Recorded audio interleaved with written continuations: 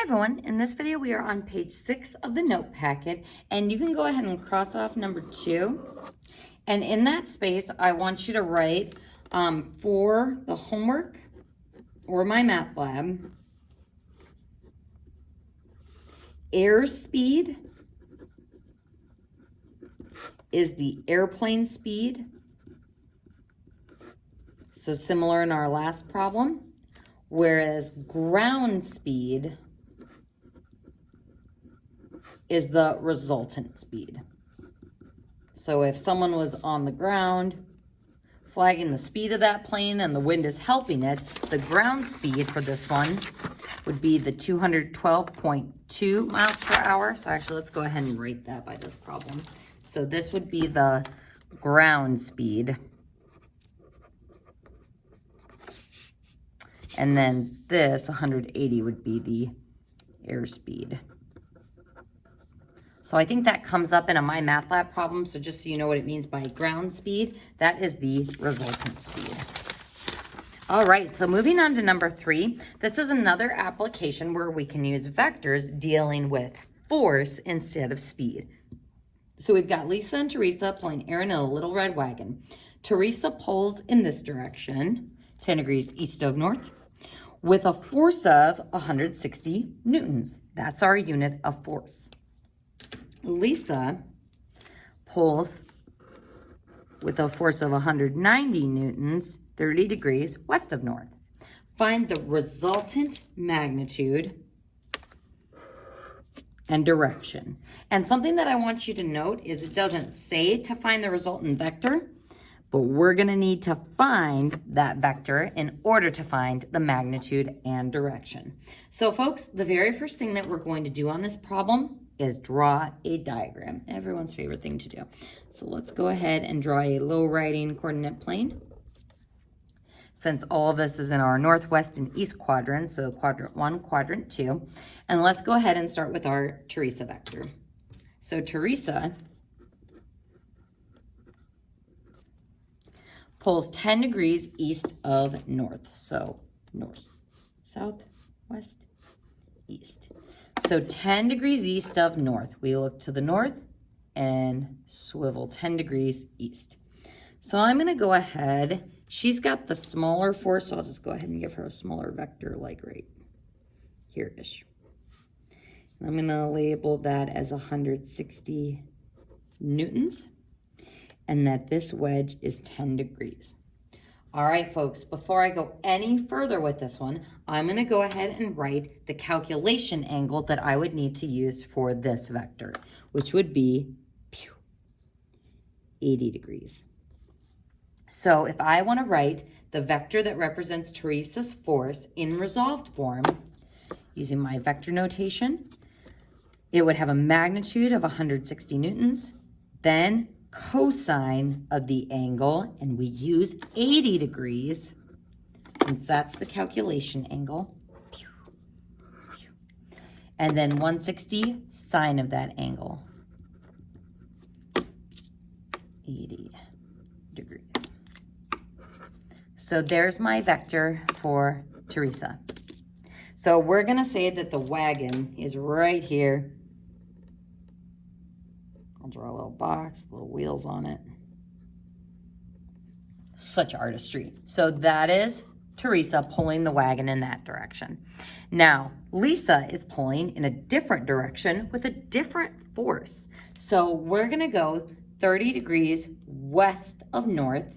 And this vector is going to be longer since it's a more powerful force of 190 newtons. So I'm going to go ahead and go 30 degrees. I don't know. It's an estimate. Again, our diagram isn't going to be perfect. Ooh, those look a little equal to each other. We're going to make it work. So there's 30 degrees west of north. And I'm making the vector a bit longer for the 190 newtons. All right, folks, so this is Lisa's information. To write her vector in resolved form, we use the magnitude, 190 newtons, cosine of the calculation angle, which we need to find. So 90 degrees plus 30 degrees more, that's our standard position angle. That's going to give me 120 degrees. So cosine of 120 degrees, and then 190 sine of 120 degrees. So always being careful that you are using the calculation angle. So if I wanted to just eyeball this and make a guess where my resultant vector would be, if I stack these tail to head, I'm gonna go ahead and move the shorter one. If I move that tail up till this head, and we kind of do it like this, and I extend my resultant vector from my initial tail to my final head, it looks to be about here. So again, it's just an estimate. It's pretty close, so it's like maybe the resultant's gonna be in quadrant 1, maybe it's gonna be in quadrant 2, but I definitely know it's not gonna be down here. But we can see that between the two of them, they're creating a stronger force and pulling the wagon forward. So to find first the resultant vector itself, because again, this is going to give me the A and B components of my resultant vector, and then I use the A and B components to find the magnitude and the direction. So you'll always need to find the resultant vector first, and then use that to find the magnitude and the direction angle.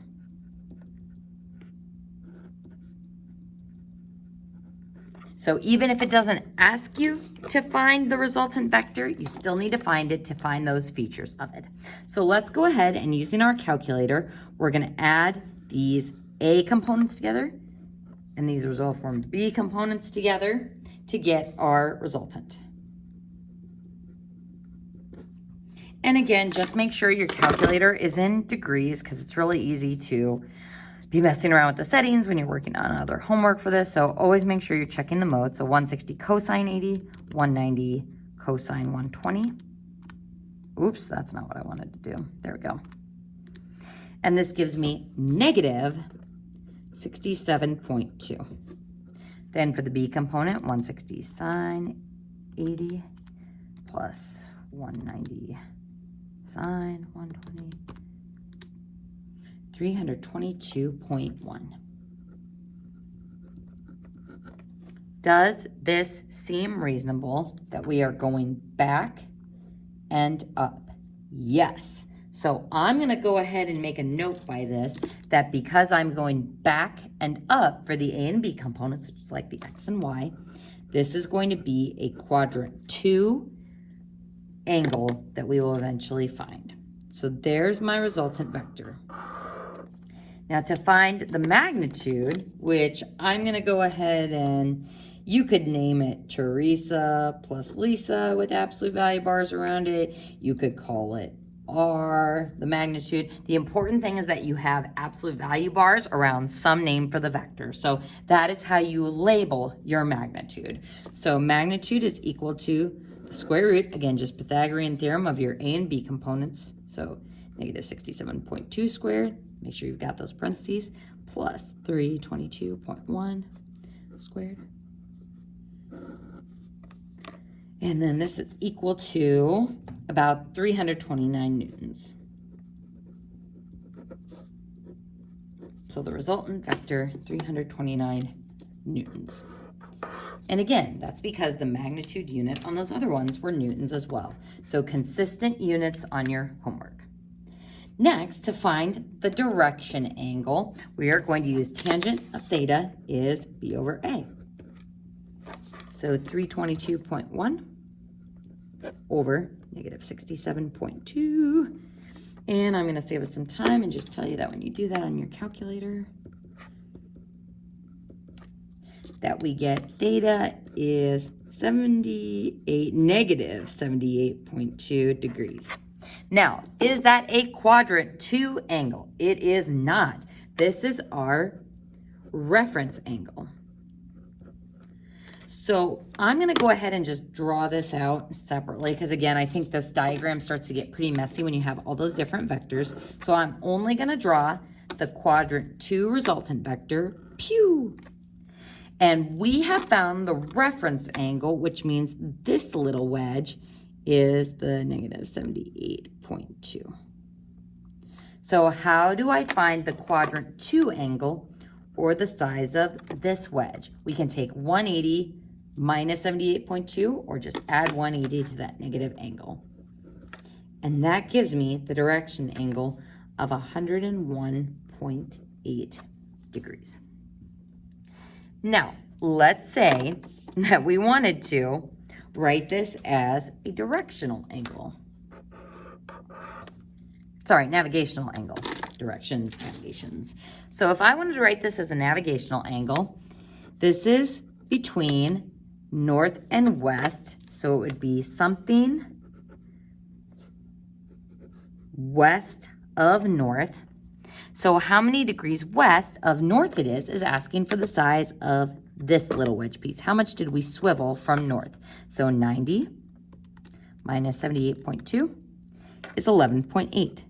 So 11.8 degrees west of north. What about the bearing for this one? Whoa, boy. The bearing would start at north and go all the way around till we hit the vector. So it would be 360 minus this little wedge here, which we just found was 11.8. So 360 minus 11.8. Oops, not 1.8. 11.8. 348.2 degrees. So navigational and bearing.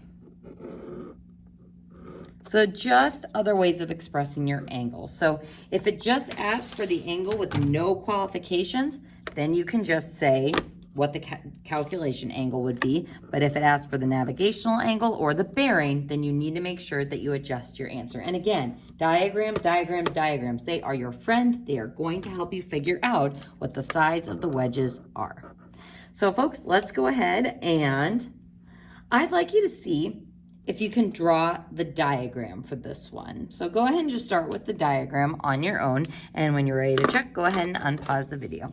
So an airplane is set to travel 580 miles per hour, heading 58 degrees west of north. The wind at the altitude of the airplane is from the southwest at 60 miles per hour. What is the resultant direction and speed of the airplane? So again, it's asking for the direction angle and the speed of the airplane, but in order to find those things, we need to find the resultant vector first. So let's go ahead and start with a diagram. And I'm gonna draw another low writing coordinate plane here. So this is north, south, west, and east.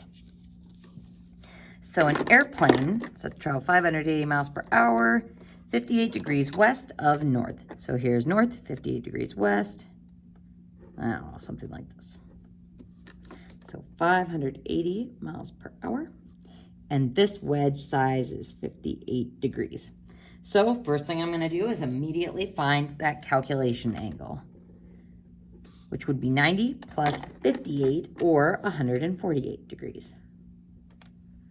So I'm going to go ahead and start writing the resolved form for the airplane vector. So 580 for the magnitude, and then cosine of the calculation angle, 148 degrees. Then 580 sine of 148 degrees.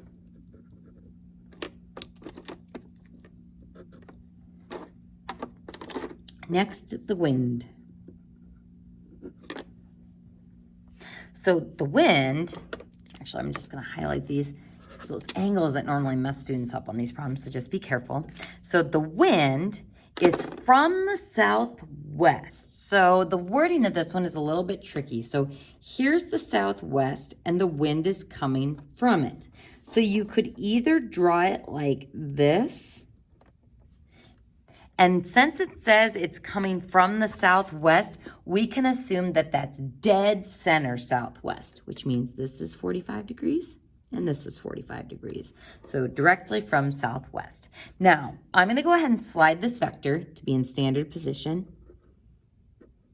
And I probably made that wind vector a little too powerful if that's only 60 miles per hour. But what we know is that the calculation angle will be 45 degrees. So coming from the southwest means shooting to the northeast, exactly down the middle, 45 degrees. So then the wind vector, magnitude of 60, cosine of 45, magnitude of 60, sine of 45.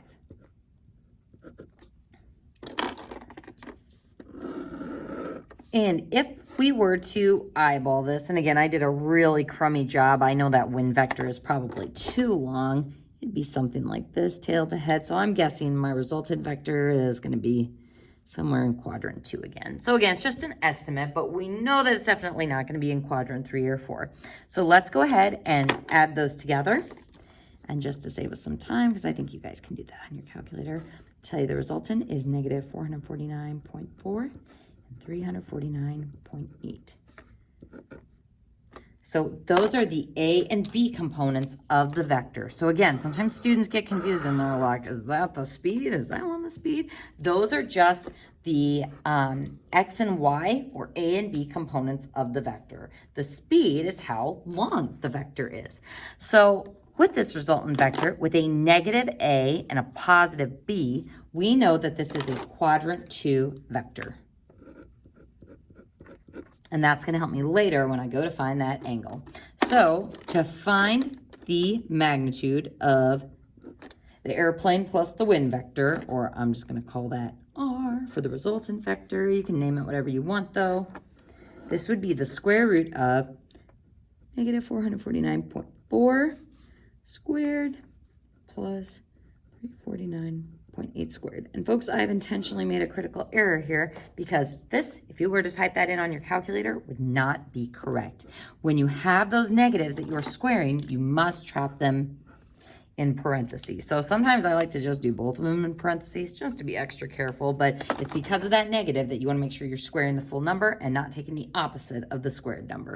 So typing that on into your calculator, the magnitude, including units, would be 569.5 miles per hour. Don't forget your units on that magnitude. All right, folks, next up, to find the direction angle. Now, it doesn't specify, so we can assume just a regular old calculation angle. Tangent of theta is B component or the A component, opposite over adjacent, so 349.8. And again, folks, this is all that lovely work that I want to see on these story problems. So I don't want to have you say, oh, I did this stuff in my head. I have to see the setup of each vector, and I have to see that given work. That goes for the homework. That goes for the term test over this. So our theta, we are going to have, when we inverse tangent both sides,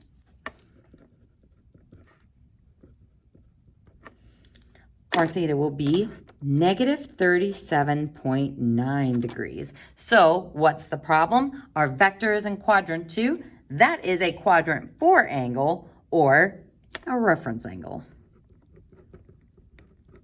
So I'm going to go ahead and draw a diagram to help me figure out what this means in terms of our resultant vector. And again, folks, we didn't have to know that, oh, I'm doing tail to head, tail to head. It's helpful to know to check yourself and to gauge where it should be for your work. But you can just use that resultant vector and say, hey, it's going backwards A and up B. So it's over here somewhere. So if this is the reference angle, that means this wedge closest to the x-axis is negative 37.9. There's my ref angle. So to find the calculation angle, we would take 180 minus 37.9. So I can just add 180 to that negative turkey, and we can get theta is 142.1 degrees. There is my quadrant 2 angle. Now, just for fun, let's see if we can write the navigational angle and the bearing angle for this one. Go ahead and pause the video and see if you can find both of those. So navigational angle and the bearing.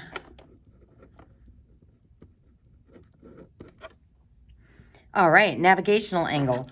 Which directions is my vector between? North and west. So it would be north first, west second, so something west of north.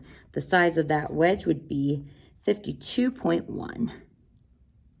Because 90 minus 37.9 is 52.1. So 52.1 degrees west of north. There's my navigational angle. Now the bearing angle starts from north and goes clockwise around till it hits the vector. So 360 minus 52.1, which would be 307.9 degrees. Whew. And now we approach the very last note problem of the year. Wow. I'm so sad. It's close to the end. So folks, on this problem, we've got a three-way vector system tug of war. It says find the resultant force and direction in the three-team tug of war illustrated below. So the first thing that I'm going to do here is I am going to draw my x-axis going like this and my y-axis going like this. All right, so we want to find the resultant force and direction in the three-team tug of war, and we're going to assume that every person is exerting the same amount of force. So I'm going to say this is Team A, and they are pulling up with, we'll just say 3 newtons. What we're going to find is that it doesn't really matter if you said 3 newtons or 300 newtons. We're just going to say that this is pulling with 3 newtons, so are they, and so are they. And again, if Teresa can pull with 160 newtons, that's probably a pretty small estimate. But you'll see why it doesn't actually matter. So we'll call this vector Team A. So Team A has a magnitude of 3.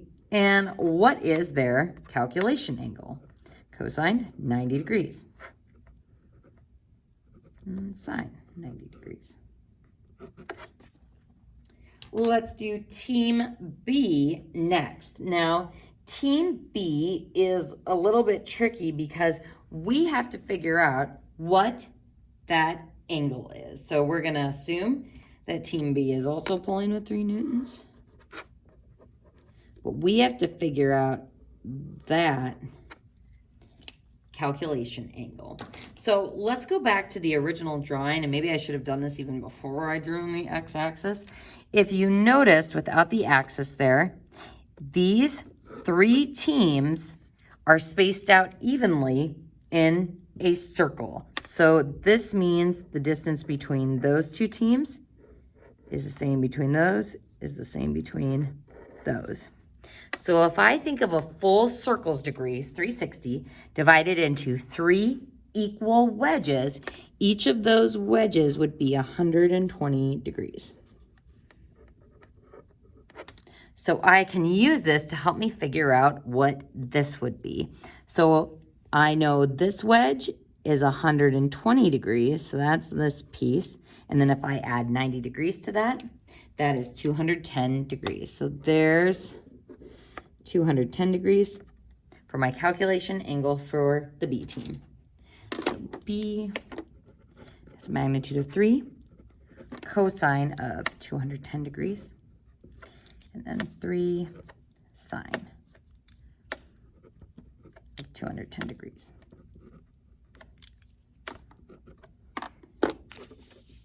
Alrighty. So now our third team, we'll say they're pulling with a force of 3 newtons as well. So Team C.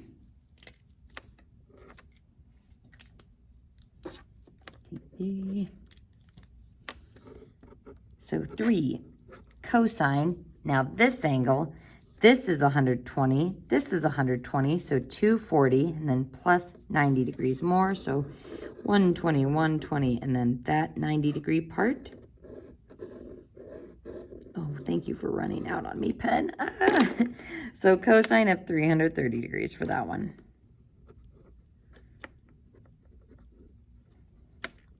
And 3 sine, 330 degrees.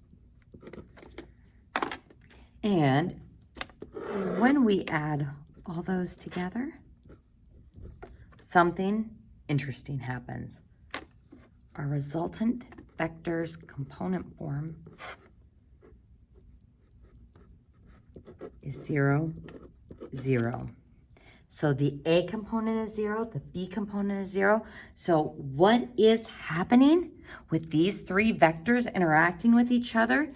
Everything is at a standstill, which means is completely balanced as far as forces and angles are concerned.